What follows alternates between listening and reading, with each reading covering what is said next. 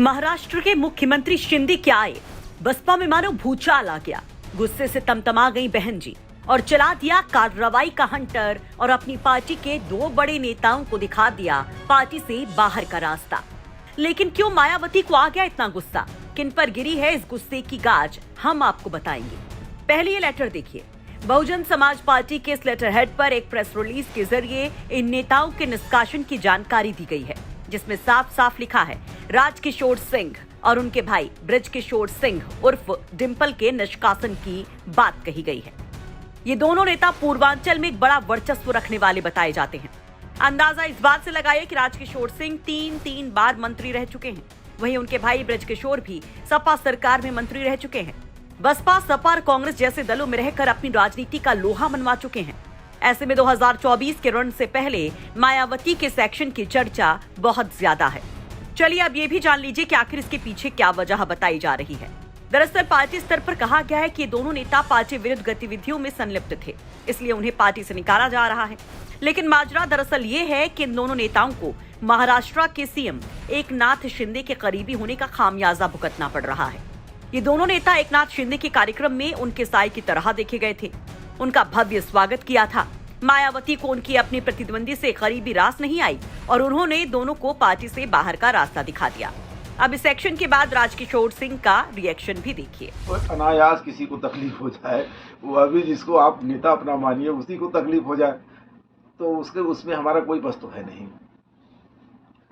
जो लेटर जारी हुआ है इसमें ये कहा गया कि अनुशासनहीनता और पार्टी विरोधी गतिविधियां, तो क्या इसमें आप शामिल थे? अब हमें खुद नहीं पता है कौन सी पार्टी विरोधी गतिविधियां मैंने किया। हाँ, मेरे भाई हैं, उनका जहाँ रिश्ता संबंध है, अगर वो गए उसके नाते कोई निकाले मुझे पार्टी से, तो पार्टी का दुर्भाग्य है कि हमारा दुर्भाग्य, मैं नहीं जानता। अरे क्या बात, इसमें क्या कोई बात है? कोई आया है दर्शन करने, शिंदे जी की राजनीति महाराष्ट्र में है, पूरे देश में तो करते नहीं थे। वो तो भगवान रामलला के दर्शन के पहले भी आए थे, जब मुख्यमंत्री नहीं हुए थे तब भी डिंपल उनका स्वागत किए थे, और इस बार जब वो सीएम हो गए आए तब भी उन्होंने स्वागत किया, क्योंकि उनके व्यक्तिगत रिश्ते जिससे होते हैं वो आदमी उस रिश्ते में जाता है। कहीं पार्टी के खिलाफ इन्होंने तो कोई नारा नहीं लगाया, पार्टी के खिलाफ कोई ऐसी हरकत नहीं किया।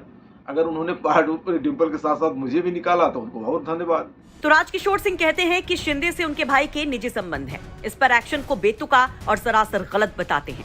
वहीं इस दौरान वो अपनी हार का ठीकरा भी बसपा और मायावती पर फूट जाते हैं। कभी कभी मति भरभ्रष्ट होती है तो स्वाभाविक है, उस चाहे वो घर हो, चाहे वो पार्टी हो, चाहे वो कुछ हो, वो बर्बाद हो जाता है।